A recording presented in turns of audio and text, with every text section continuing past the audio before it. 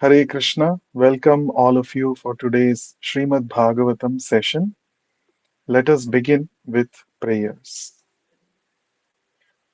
Nama Om Vishnu Padaya Krishna Presthaya Bhutale Srimate Bhakti Vedanta Swamin Niti Namine Namaste Saraswate Deve Gauravani Pracharine Nirvishesha Shunyavadi Paschatya Deshatarine Jaya Shri Krishna Chaitanya Prabhu Nityananda Shri Advaita Gadadhara Srivasadi Gaura Bhakta Vrinda Hare Krishna Krishna Krishna Hare Hare Hare Rama Rama Rama Hare Hare नारायणं नमस्कृत्य नरं चैव नरोत्तमं देवीं सरस्वतीं व्यासं ततो जयमुदीरयेत् नष्टप्रायेषु अभद्रेषु नित्यं भागवतसेवया भगवत्युत्तमश्लोके भक्तिर्भवति नैष्टिकी Reading from Srimad Bhagavatam, Canto 1, Creation, Chapter 7, entitled The Son of Drona Punished. Text 9. Shaunaka Uvacha Savai Nivrittinirataha Sarvatropekshako Munihi Kasyava Bruhati Metam Atma Rama Samabhyasat. Translation and purport by His Divine Grace Abhay Charana Ravinda Bhakti Vedanta Swami Prabhupada. Translation. Sri Shaunaka asked Suta Goswami. Shukadev Goswami was already on the path of self realization, and thus he was pleased with his own self. So, why did he take the trouble to undergo the study of such a vast literature? Purport by Vishwaguru Srila Prabhupada. For the people in general, the highest perfection of life is to cease from material activities and be fixed on the path of self realization. Those who take pleasure in sense enjoyment, or those who are fixed in material bodily welfare work, are called karmis. Out of thousands and millions of such karmis, one may become an Atma Rama by self realization. Atma means self, and Arama means to take pleasure. Everyone is searching after the highest pleasure, but the standard of pleasure of one may be different from the standard of another. Therefore, the standard of pleasure enjoyed by the karmis is different from that of the Atma Ramas. The Atma Ramas are completely indifferent to material enjoyment in every respect. Srila Shukadev Goswami has already attained that stage, and still he was attracted to undergo the trouble of studying the great Bhagavatam literature. This means that Srimad Bhagavatam is a postgraduate study even for the Atma Ramas, who have surpassed all the studies of Vedic knowledge. Thus ends the Bhakti Vedanta purport. So, in the previous verses, we have seen that the great sage Vyasadeva compiled Srimad Bhagavatam in his complete spiritual maturity, and then he revised it, and then he taught it to his own son, Shukadev Goswami, who was already engaged in self realization. This was spoken by Suta Goswami in the previous verse. So, a question based on this has been asked by the sages of Naimisharanya, headed by Shaunaka Rishi. So, Shaunaka Rishi is expressing a surprise here. You said that Shukadev Goswami is already a self realized soul. He was fixed on the Nivritti Marga, and he was taking pleasure in the self. That means he is Atma Rama. He has got nothing to do with anything else. Still, why did he take the trouble of studying Srimad Bhagavatam? That is a question asked by Shaunaka Rishi. Savai nivritti nirataha. Savai, he. Sa means he, that is Shukadev Goswami. Vai means of course. Nivritti nirataha. He was always engaged on the path of self-realization. He had got nothing to do with anything material. So nivritti nirataha. This yesterday we have discussed in detail about pravritti marga and nivritti marga, the two paths chalked by the Vedic scriptures. So Shukadev Goswami was already fixed on nivritti marga. He had given up all kinds of material pleasures because by birth he was actually a self-realized soul. He was fully absorbed in spiritual realization. He had got nothing to do with anything in this world. That is the meaning of nivritti nirataha. And sarvatra upekshako munihi. Sarvatra, in every respect. Upekshakaha means he was indifferent. He did not have any kind of apeksha. Apeksha means expectations or desires. So opposite of apeksha is upeksha. Upeksha means to be indifferent towards things. This has already been understood when Shukadev Goswami was walking in the forest. He was just 16-year-old boy, a young boy, and on the way he sees women who were actually taking bath in a lake in the forest, and their bodies were all exposed. Still, Shukadev Goswami did not get agitated upon seeing those beautiful women in that position. He simply walked away from that place. So that is the indifferent attitude that Shukadev Goswami had towards all kinds of material pleasures. So indifference means neither attracted nor repelled from. That is called indifference. He was neither attracted to anything in this world, nor he was hating anything in this world. There may be some spiritualists who say that we should not get attracted to anything in this world, but they have hatred towards different entities or different variegatedness in this world. Whereas Shukadev Goswami, he was upekshakaha, he was totally indifferent. Neither he was having hatred nor he was having love with material variegatedness. So this is called upekshakaha. So he was sarvatra upekshako munihi. He was a great sage who was totally indifferent towards everything in this world. So the question is, kasya va bruhati metam? Kasya means for what reason? Bruhatim. Bruhatim means this bruhat, this vast literature, Srimad Bhagavatam, etam, this Bhagavatam. Atma aramaha samabhyasat. Samabhyasat. Abhyasat means to study. Samabhyasat means to undergo detailed study. So he was Atma Aramaha. He was pleased with himself. Atma Rama, if you split this word, Atma plus Arama. Arama means to take pleasure. Atma means in the self. So Shukadev Goswami was a Atma Rama because he was taking pleasure in the self. He was not seeking external pleasure. So even though such was his situation, even though he was Atma Rama, for what reason did he take the trouble of studying this vast literature called Srimad Bhagavatam?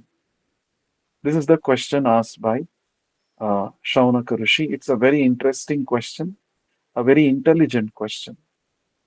So, if already one is rich, why will he actually seek after opportunities to take away or to get wealth?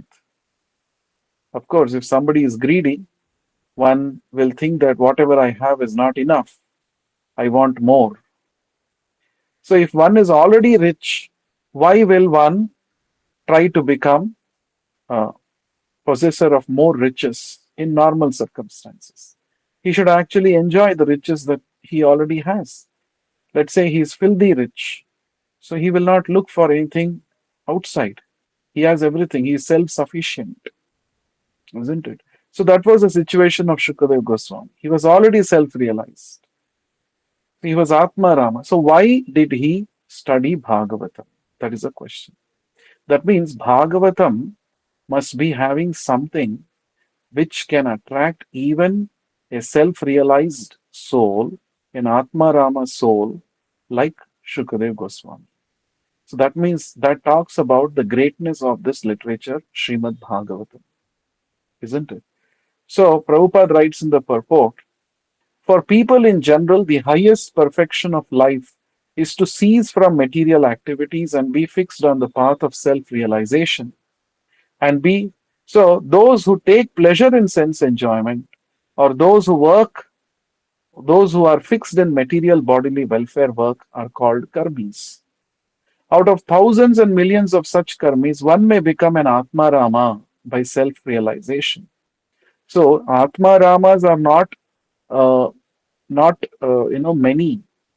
It is very rare to find an Atma Rama soul. Most of the people in this world, they are called karmis because who is a karmi? One who performs karma and desires to enjoy the fruits of that karma. He is called a karmi. That means there are hankerings, there are desires. That is the nature of people in this world. But out of millions of such karmis, one may be a person situated in real knowledge about oneself. And such a person is called Atma Rama. He understands that all these material pleasures are actually temporary, they are not worth pursuing. Real pleasure is to be situated in spiritual knowledge. So, when a person understands this, he is called a Atma Rama. So, Shukadev Goswami was such an Atma Rama, right? So, still he was attracted to Bhagavatam. So, Prabhupada writes, this means that Srimad Bhagavatam is a postgraduate study even for the Atma Ramas who have surpassed all the studies of Vedic knowledge. That is why this Srimad Bhagavatam has got another name. It is called Paramahamsa Samhita. It is the Vedic scriptures specifically meant for the Paramahamsas. Paramahamsa means one who is situated on the topmost platform of sannyasa, one who has actually given up all kinds of material activities, one who is strictly following the path of self realization. He is called a Paramahamsa. In fact, Hamsa in Sanskrit means swan. This bird swan has got a special ability. It is called Hamsa Kshira Nyaya. What is this Hamsa Kshira Nyaya? If you give to a swan, it is said that if you give a mixture of water and milk, the swan has got a special ability to consume only milk and leave aside water. Now, this is a special ability, it is said, that a swan has. In the same way, a pure self realized person is he who separates spirit from matter and accepts only spirit. He is called a Paramahamsa. The material world is a combination of both spirit and matter. We there is both are there in this material world. Just like for our body, if you take example, the body is also a combination of spirit and matter. Matter is the body, our material body, and inside this body there is the soul, which is spirit. So a self-realized soul does only those things which give pleasure to the soul. He is not interested in simply engaging in temporary pleasures which will give some momentary pleasure experience and happiness for the body. Such a person is called Atma Rama. He takes pleasure in the self, in the soul. He does not indulge in bodily pleasures, right? So, Shukadev Goswami was such a person, Paramahamsa. But then, why did he actually take the trouble to study this Srimad Bhagavatam? That is a question asked by Shaunaka Rishi. And in reply to this, there is the very famous verse of the Bhagavatam which Suta Goswami speaks. This is called the Atma Rama verse. It's a very special verse. And Chaitanya Mahaprabhu has explained this Atma Rama verse in many, many ways. In 64 ways, he has explained. You will find this in detail in the book called Teachings of Lord Chaitanya by Srila Prabhupada. So let us read this verse. What is the reply given by Suta Goswami? It's a very, very beautiful verse, and it is one of the foundational concepts in Krishna consciousness. Text 10. Suta Uvacha Atma Ramascha Munayo Nirgrantha Apyurukrame Kurvantyahaitukīm Bhaktim Itham Bhuta Guno Harihi. Translation and purport by Vishwaguru Srila Prabhupada. Translation. Suta Goswami replied, all different varieties of Atma Ramas, those who take pleasure in Atma or spirit self, especially those established on the path of self realization, though freed from all kinds of material bondage, desire to render unalloyed devotional service unto the personality of Godhead. This means that the Lord possesses transcendental qualities and therefore can attract everyone, including liberated souls. Purport. Lord Sri Chaitanya Mahaprabhu explained this Atmarama shloka very vividly before his chief devotee Srila Sanatana Goswami. He pointed out 11 factors in the shloka, namely 1. Atmarama, 2. Munayaha, 3. Nirgrantha, 4. Api, 5. Cha, 6. Urukrama, 7. Kurvanti, 8. Ahaitukim, 9. Bhaktim, 10. Itham Bhuta Gunaha, and 11. Harihi.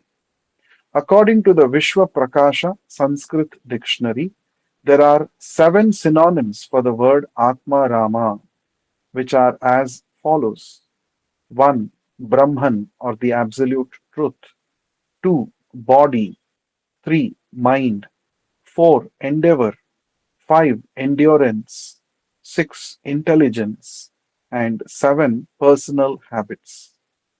The word Munayaha refers to 1. Those who are thoughtful, 2. Those who are grave and silent, 3. Ascetics, 4. The persistent, 5. Mendicants, 6. Sages, and 7. Saints. The word Nirgrantha conveys these ideas. 1.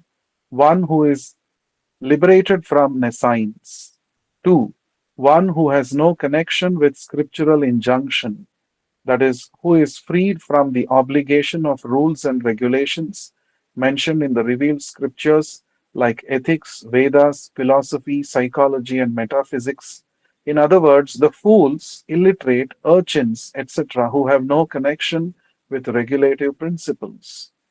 3. A capitalist. And also 4. One who is penniless.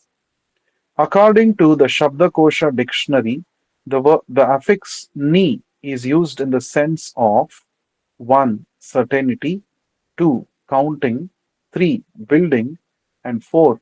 Forbiddance.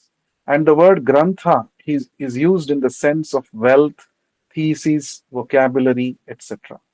The word urukrama means the one whose activities are glorious. Krama means step, The word Urukrama specifically indicates the Lord's incarnation as Vamana, who covered the whole universe by immeasurable steps. Lord Vishnu is powerful, and his activities are so glorious that he has created the spiritual world by his internal potency and the material world by his external potency. By his all pervading features, he is everywhere present as the supreme truth, and in his personal feature, he is always present in his transcendental abode of Goloka Vrindavana, where he displays his transcendental pastimes in all variegatedness. His activities cannot be compared to anyone else's, and therefore the word Urukrama is just applicable to him only. According to Sanskrit verbal arrangement, Kurvanti refers to doing things for someone else. Therefore, it means that the Atmaramas render devotional service unto the Lord, not for personal interest, but for the pleasure of the Lord, Urukrama. Hetu means causal. There are many causes for one's sense satisfaction, and they can be chiefly classified as material enjoyment, mystic powers, and liberation, which are generally desired by progressive persons. As far as material enjoyments are concerned, they are innumerable, and the materialists are eager to increase them more and more because they are under the illusory energy. There is no end to the list of material There is no end to the list of material enjoyments, nor can anyone in the material universe have all of them. As far as the mystic powers are concerned, they are eight in all, such as to become the minutest in form, to become weightless, to have anything one desires, to lord it over the material nature, to control other living beings, to throw earthly globes in outer space, etc. These mystic powers are mentioned in the Bhagavatam. The forms of liberation are five in number. Therefore, unalloyed devotion means service to the Lord without desire for the above mentioned personal benefits.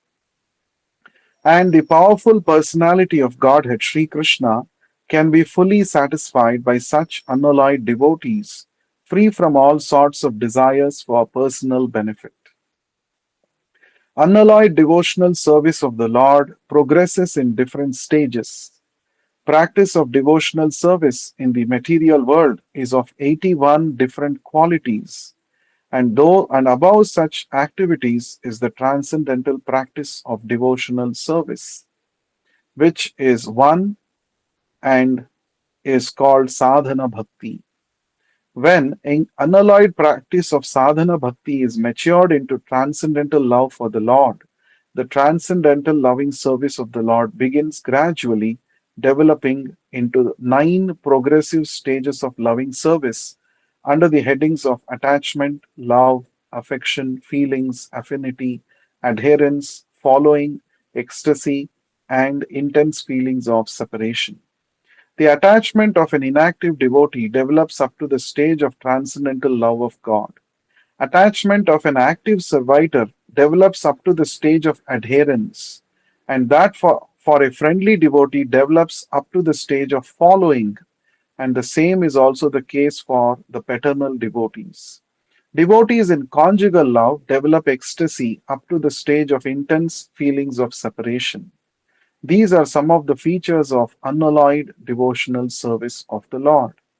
According to Hari Bhakti Sudhodaya, the import of the word itham bhuta is complete bliss.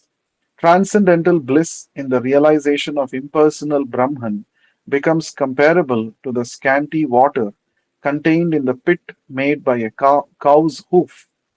It is nothing compared with the ocean of bliss of the vision of the personality of Godhead. The personal form of Lord Sri Krishna is so attractive that it comprehends all attraction, all bliss, and all tastes or rasas. These attractions are so strong that no one wants to exchange them for material enjoyment, mystic powers, and liberation. There is no need of logical arguments in support of this statement, but out of one's own nature one becomes attracted by the qualities of Lord Sri Krishna. We must know for certain that the qualities of the Lord have nothing to do with mundane qualities. All of them are full of bliss, knowledge, and eternity.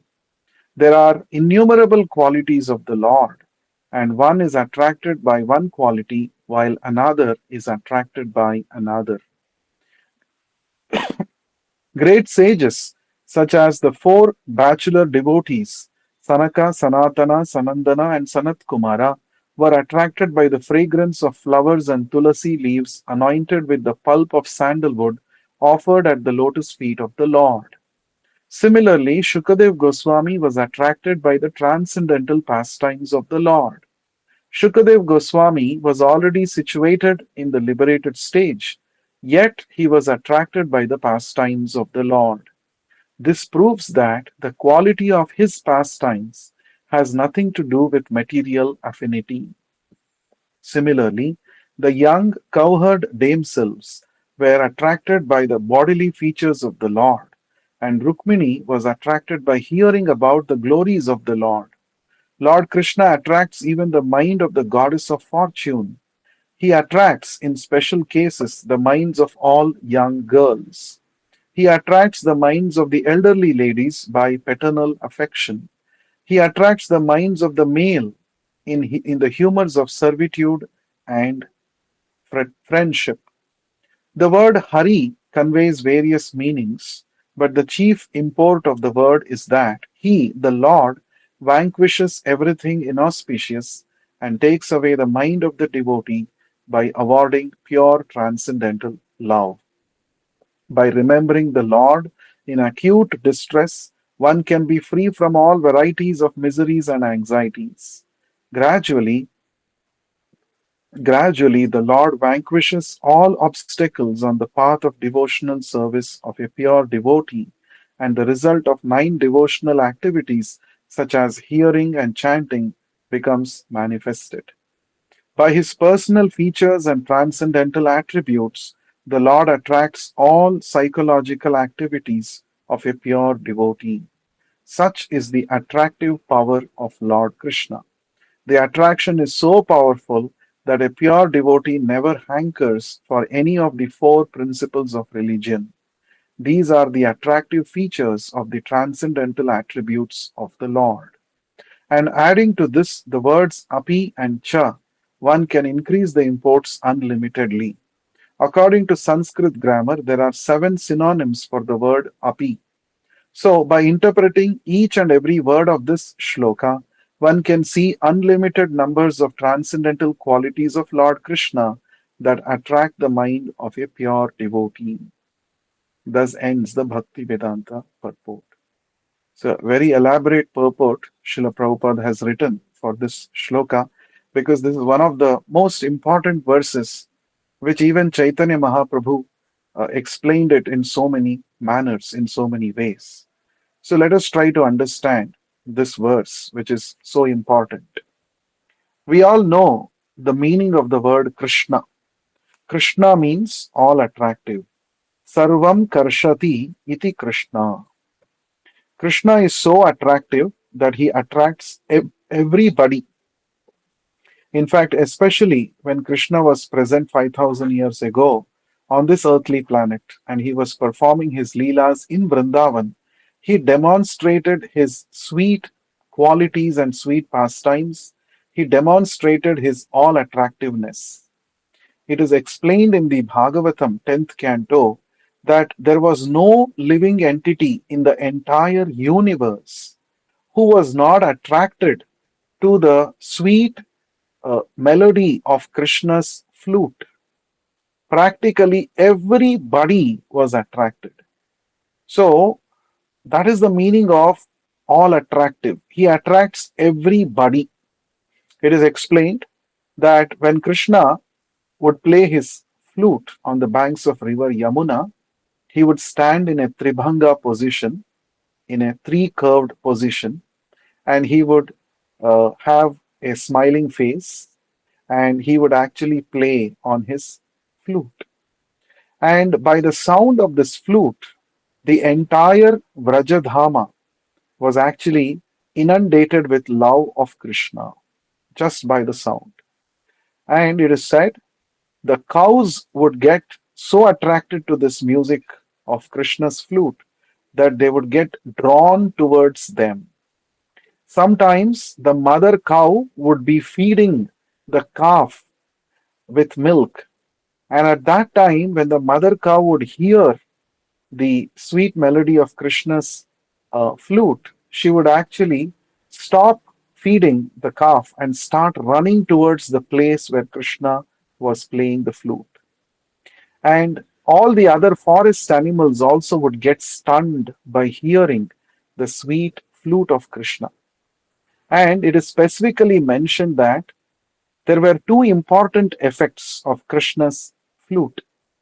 Those entities who are chara means movable entities would become stunned, and the achara, the immovable entities, would actually start moving in ecstasy. That means Krishna's transcendental flute vibration has an effect of changing the very behavior of the moving and non moving entities in this world. They behave oppositely. That means movable objects, that is, animals and birds, would become stunned. That means they would become as though they were painted pictures. They would become stunned. They would become like statues.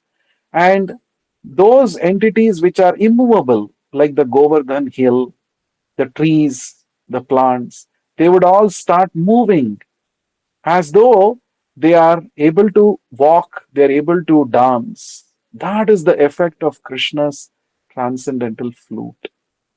That means Krishna can actually conquer everybody's mind just by his flute. In fact, this is one of the striking features of Krishna. If you see, if you visit various temples, in each of the temples, you will see different deities being worshipped. The deities of various devatas. You will see the deities of various incarnations of Lord Narayana, Lord Vishnu, Dashavataras. In all of these avatars, or in all of these different devatas, vigrahas, the forms, you will see that they are engaged in one or the other activity. For example, you will see some devatas with this pose. They are blessing the devotees with benedictions. This is a very common pose, isn't it?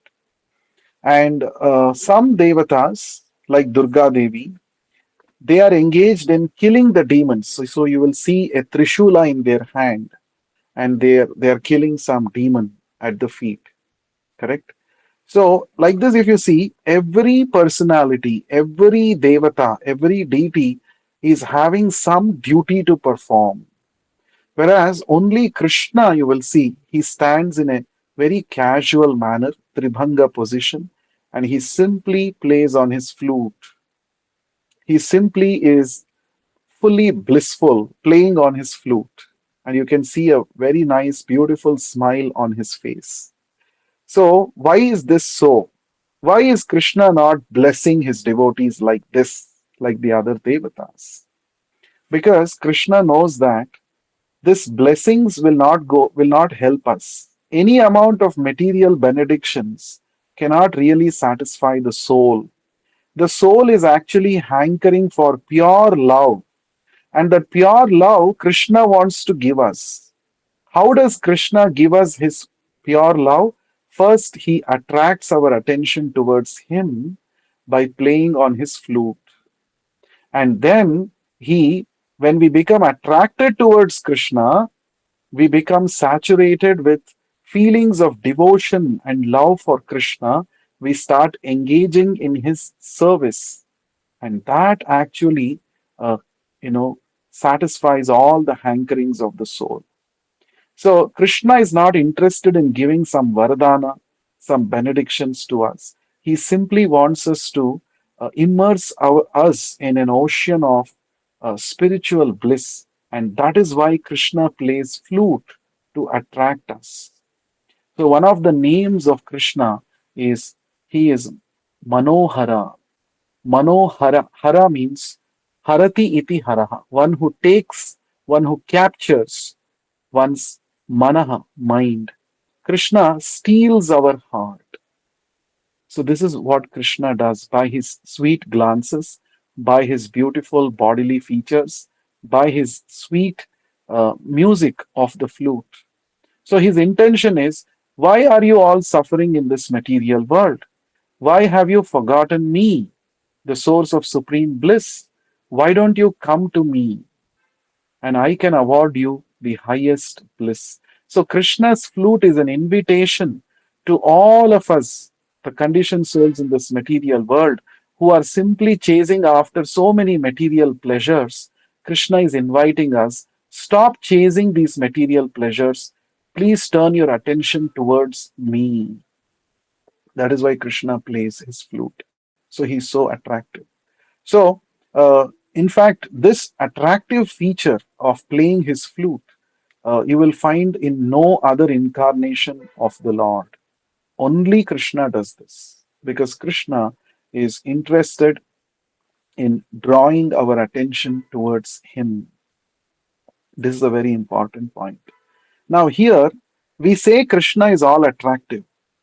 That means he has the capacity to attract anybody and everybody. Then why should the Atma Rama souls be left out? Isn't it? Atma Ramas like Shukadev Goswami, they're completely self satisfied. They have no hankerings whatsoever. They're fully absorbed in the process of self realization. But Krishna's Leelas are so wonderful, so elegant, so attractive that these Leelas of Krishna draw the attention even of the Atma Ramas. So this is the speciality. If the Atma Ramas were not attracted to Krishna's Leelas, then we cannot actually call Krishna as the all attractive, right? That means some section of people would not get attracted to Krishna's pastimes. Then we cannot say that Krishna is truly all attractive, isn't it? So this verse is very, very special. It says that definitely, those who are, uh, devotees of the Lord, it's very natural for them to get attracted to Krishna. But even those, who are engaged in severe austerities, who have given up all kinds of, you know, uh, hankerings, even they hanker to hear about Krishna's pastimes. That is the attractive power of Krishna. This we have to appreciate. So here, Suta Goswami is saying, Atma Ramascha Munayaha. So this verse, Suta Goswami is saying in reply to Shaunaka Rishi's question that we just now read before this, he said, Shukadev Goswami is an Atma Rama. From his very birth, he is fully fixed up in self-realization. Why did such a person take the trouble of studying this vast literature called Srimad Bhagavatam?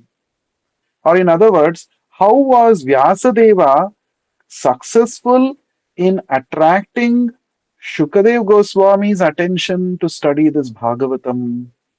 Because as soon as Shukadev Goswami was born, he simply left his house and ran towards the forest.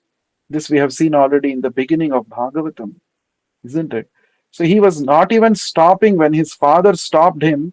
He said, oh my son, please don't go. Let me at least perform the purificatory rituals for you. I have not performed anything, Jata Karma, Nama Karna. I have not performed sacred thread ceremony for you. Nothing I have performed for you. And you're, without affection for your father and mother, you're indifferently walking away, running away from us. Oh, son, please stop like that. Vyasadeva was chasing him, but Shukadev Goswami did not stop. He kept on walking. So that was the uh, state of consciousness of Shukadev Goswami. And how did he get attracted to this Bhagavatam? That is the answer to the answer to this question is in this verse. So the verse is Atmaramascha munayo nirgrantha api urukrame kurvanti ahaitukim bhaktim itham bhuta guno harihi.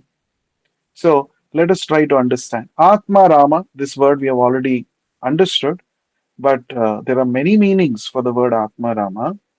So Atma Rama uh, means one who is completely taking pleasure in the self. That means one who is a self realized person. Atma Rama also can mean the absolute truth. And there are six more meanings for that. As Prabhupada mentions, we have read that in the purport. But the primary meaning here we shall take as the one who takes pleasure in Atma or spirit self. Atma Ramascha Munayaha. Muni. Muni means a sage. In the Mahabharata, it is said a Muni is a person who can agitate his mind unlimitedly and still may not come to a proper conclusion. Hmm? That means he has the ability to churn his mind. He can actually churn his mind and come up with so many philosophical conclusions. In fact, a Muni is not accepted as a Muni if he cannot come up with a new philosophy apart from the other established philosophies by the previous Munis. Just like a scientist is called a scientist only when he discovers something new. If already, let's say, whatever Einstein has already discovered, if I simply repeat that and say I have discovered it, nobody will accept me as a scientist. They say already Einstein has shown this. You have to show something new. You have to discover something new. Then you are called as a scientist. So a Muni is a person who has to come up with some new philosophical conclusions. That means he is very intelligent person. Another meaning of the word Muni is one who has taken the vrata of Mauna, Mauna vrata. Mauna means he is silent towards material topics. He does not talk about material subject matter and he only talks about spiritual subject matter. Therefore, he is called Mauna, Muni. He is Mauna. He has taken Mauna, Mauna vrata as far as material topics are concerned. So that is the meaning of the word Munayaha. And then Nirgrantha. Grantha means there are two meanings. Of course, there are many meanings. I'm just telling simplified. Grantha has got two meanings. One is book. Another meaning for the word Grantha or Granthi is not. Knot. Not. So, Nirgrantha means a spiritually elevated person who is above the rules and regulations of the Vedic literatures. Therefore, he is called Nirgrantha. He has superseded, he has transcended the rules and regulations of the Vedic scriptures, which apply to normal people. So he has become free from those obligations, even of the Vedic scriptures, because he has attained a very high situation in self realization. That is one meaning of Nirgrantha. Another meaning of the word Nirgrantha is who has the one who has no material attachments. In the Bhagavatam and in other scriptures, attraction or attachment towards kinsmen, attachment towards family members, towards relatives, towards friendship, and all of these things, they are compared to a knot in the heart. A knot in the heart, right? The knot is very tight. It's not easy to uh, undo the knot. That shows how intensely we become attracted and attached to people around us, right? Even though these relationships are all temporary. In fact, at the time of death, a person feels emotionally very difficult to die because he feels that my near and dear ones who are all dependent on me, you know, I have to leave them and go. Who will take care of them? What will happen to my property? which I have earned by so much hard work. Oh, I have to give up all this and go. This emotional connection between people and possessions belonging to him, this brings in a kind of, uh, you know, this intense attachment, and that is compared to a knot in the heart. So the Garuda Purana says when a person, especially a materialistic person who has not developed spiritual consciousness, for him at the time of death, there will be two kinds of pain that he will experience. The first kind of pain is the physical pain because of bodily ailments and diseases and all of that. His body will be paining so much. And the second pain is the emotional pain because of his attachment to people around him and to his property and possessions. And the second one is more difficult, more intense than the first one because so much of time, energy, so much of thoughts and contemplation throughout one's life has gone into this attachment. So this is called Granthi. In the Bhagavatam 5th canto also it is said, Hridaya Granthi, the hard knot of attachment in the heart develops. So, but these Atma Ramas, the self realized personalities, they are called Nirgrantha. Nir is a negative affix, negative prefix. So, Nirgrantha means they have no such knots in their heart. They have no specific attachment towards anybody or anything in this world. Therefore, they are called Nirgrantha. So, Nirgrantha has got two meanings. So, Shukadev Goswami was a Nirgrantha because number one, he was far above all the rules and regulations of the Vedic scriptures, Vedic injunctions. He had no grantha to follow, no book to follow. That means he's above that. And secondly, he is free from all kinds of attractions and attachments to his family members and people around him. That is evident from the fact that as soon as he took birth, he left his parents and ran into the forest. So, Nirgrantha, that is the meaning. Api means in spite of these people being Atmarama, Munayaha, and Nirgrantha, right? Kurvanti, Urukrame Kurvanti. Kurvanti means they they render service. Whom do they render service to? To Urukrama. Urukrama is one of the names of the Supreme Lord, as Prabhupada mentions in the purport. Urukrama means one who performs wonderful activities, whose activities are all wonderful, superhuman. Krishna's activities are all superhuman, isn't it? Lifting Govardhana hill as a 7-year-old boy on the little finger of his left hand for 7 days and nights. It's not an ordinary activity which we cannot even dream of doing this in our lives. But Krishna can do it because nothing is impossible for him. He is omnipotent. And this word Urukrama specifically, Krishna got this because of his incarnation as Vamana Deva. Uru means great, Krama means steps. One whose steps were great. With his steps, Vamana Deva measured the whole universe with just 2 steps. Therefore, his steps are huge and wonderful, great. Therefore, he got this name Urukrama. So, the Atma Ramas, even though they are Nirgrantha, they have got nothing to do with anybody in this world, still they render service to Urukrama, they render service to Krishna, whose activities are all wonderful, right? What kind of service do they render? Ahaitukim bhaktim. Hetu, ahaituki. Hetu means cause, ahaituki means causeless, right? Uh, means they render service to the Lord without any expectation in return. Bhakti means devotional service.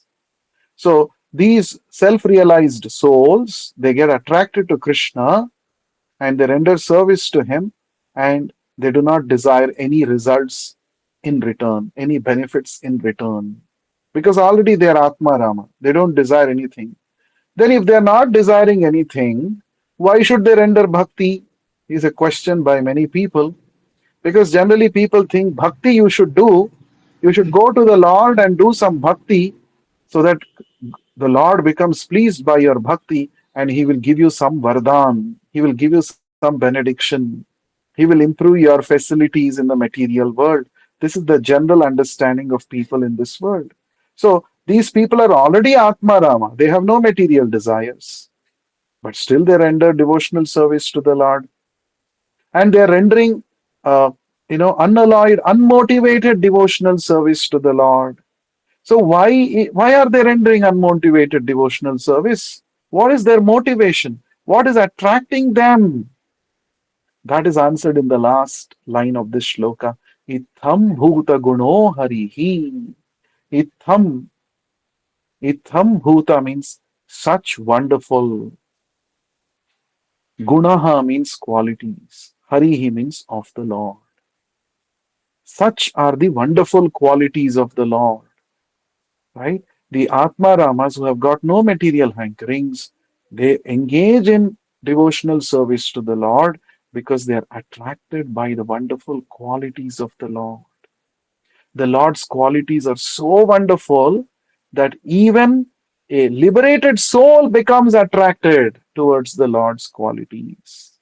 Then what to speak of ordinary people in this world? Everybody becomes attracted to the Lord. The Lord's qualities are unlimited.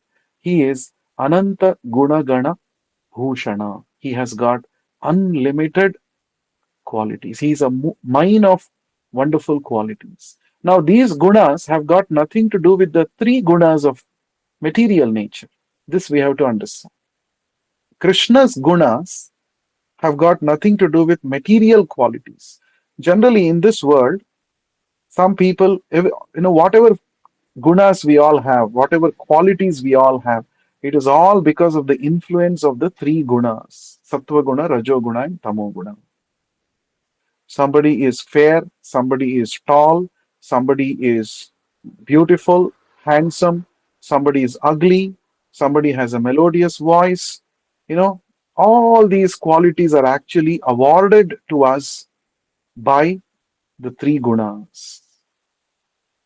But Krishna's activities, Krishna's qualities have got nothing to do with these three gunas. How can we say this? How can we say this? The proof of the pudding is in its taste. There is a saying like that. What is the proof that Krishna's qualities have nothing to do with the three modes of material nature? The very fact that liberated souls like Shukadev Goswami are attracted to Krishna's qualities proves that Krishna's qualities are all spiritual, right? So, uh, because Shukadev Goswami will never get attracted to material qualities. In fact, he did not want to come out of the womb of his mother, fearing that this world is conducted by the three gunas. As soon as I come out of the mother's womb, I will also become affected by the three gunas. I should stay away from the three gunas. This was his thinking. And how can such a person get attracted to the three gunas? It's not possible. Therefore, Krishna's qualities are of a different nature. They are of a different nature, spiritual nature, right? So, because elevated souls like Shukadev Goswami are getting attracted to those qualities of Krishna, so Krishna's qualities are completely spiritual. Now, Prabhupada gives the example of another set of liberated souls like Shukadev Goswami, who were also impersonalists, who were also uh, very elevated spiritually, but they got attracted to Krishna. And that is described in the third canto of Srimad Bhagavatam, chapter 15. There it is described that the four sons of Lord Brahma, the Kumaras, Sanaka, Sanatana, Sanandana, and Sanat Kumara, once they actually visited Vaikuntha Loka, the spiritual world, abode of Lord Vishnu. These four personalities, they are sons of Lord Brahma, and they are celibates, they are bachelors, brahmacharis, and at will they could travel anywhere, and they are fully self realized souls. So, once upon a time, by chance, they actually went to Vaikuntha, and there, when they smelled the fragrance of the tulasi leaves which were offered to the lotus feet of Lord Narayana by his devotees, just by that smell, these four Kumaras became spiritually attracted to Krishna, to Lord Narayana. They would never get attracted to anybody else, but simply by smelling the tulasi leaves offered to the lotus feet of the Lord, they gave up their impersonal conception and they took up the process of bhakti. They got attracted to Krishna's or Lord Vishnu's wonderful qualities, and they said, this is the person who is worthy of glorification. This is the person who is worthy of hearing about. This is the person who is worthy of uh, being served. And this is a person whom we should really surrender to. So, like this, they immediately became pure devotees. There was a transformation in their consciousness. You can just imagine it must have been an electrifying experience for the four Kumaras, because they would never get attracted to anything material. They were very, very conscious. They were avoiding all kinds of material pleasures and material attachments. But when they came across the personality of Lord Vishnu, they could not stop themselves from being attracted to the Lord. And that too, even before seeing the Lord, they only smelled the fragrance of tulsi leaves offered to the Lord. That actually uh, instigated the feelings of pure bhakti in their hearts. So just imagine everything connected with Krishna can actually become an impetus for for us to remember Krishna, for us to become attracted to Krishna. This subject matter has been elaborately discussed in Nectar of Devotion. What are the different impetuses for a devotee to serve Krishna? There are different kinds of impetuses. So this is one example where just by smelling the tulsi leaves offered to the Lord, Sanaka, Sanatana, the Kumaras became devotees of the Lord. And here, when Vyasadeva began to narrate Bhagavatam to Shukadev Goswami, Shukadev Goswami became attracted to these beautiful Leelas of Krishna.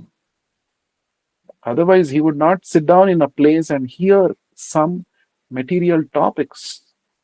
He was very careful. He was avoiding all kinds of material contacts, material association, material discussions. But when he started hearing the narration of Bhagavatam from Vyasadeva, his father, uh, he became attracted, he became drawn towards it. And then he sat down without going anywhere. He stopped walking away and he stopped there, then and there in the forest. He sat down and he listened with rapt attention as Vyasadeva spoke the entire Bhagavatam. So, Shukadev Goswami is teaching us very important lesson. The important lesson is you will not attain ultimate satisfaction until you become attracted to Krishna and engage in his devotional service. You may be a great philosopher, you may be a very self realized personality, but all these realizations are incomplete without being a devotee of Lord Krishna. That is a very powerful lesson, right? So, uh, Shukadev Goswami was so much attracted to this Bhagavatam that he actually memorized the entire Bhagavatam spoken by his learned father. And later on, when Maharaj Parikshit requested him, he narrated the entire Bhagavatam Plus, he also shared his personal realizations. He expanded the Bhagavatam, which was spoken to him by Vyasadeva. So, this is the specific standard of devotional service, a specific standard of Srimad Bhagavatam. Hmm. So, just like if there is a person who generally does not praise others in public, let's say there is a person who generally does not praise anybody, but if he praises somebody, okay, in front of everyone, then we should immediately understand that this person about whom he is praising, mm, must be really a wonderful person. He must really be having wonderful qualities. Generally, this person doesn't praise anybody, but he is praising such a person means really this person must be having something worthy of being praised. He must be having some praiseworthy qualities. That is the conclusion, isn't it? So, generally, Shukadev Goswami would not sit down in a place and hear or glorify anybody like that. But if he has decided, he sat down and heard Bhagavatam and spoke the entire Bhagavatam for 7 days and nights continuously to Parikshit Maharaj. That means Krishna is such a wonderful personality who is all attractive, who can attract even an elevated soul like Shukadev Goswami. That is the position of Krishna, that is the position of pure bhakti, that is the position of Srimad Bhagavatam. So, this is the epic verse of Bhagavatam. Atma Ramascha Munayo Nirgrantha Api Urukrame Kurvanti Ahaitukim Bhaktim Itham Bhuta Guno Harihi. So, there are some more thoughts we can discuss about this verse. We will continue to discuss in the next session. Same verse, some more interesting thoughts which can help us understand this verse and appreciate it much better. We will discuss in the next session. We shall close the session now. ग्रंथराज Shrimad Bhagavatam की जय, विश्व गुरु श्रील प्रभुपाद की जय. हरे Krishna. Hare Krishna, Prabhu. Hare Krishna.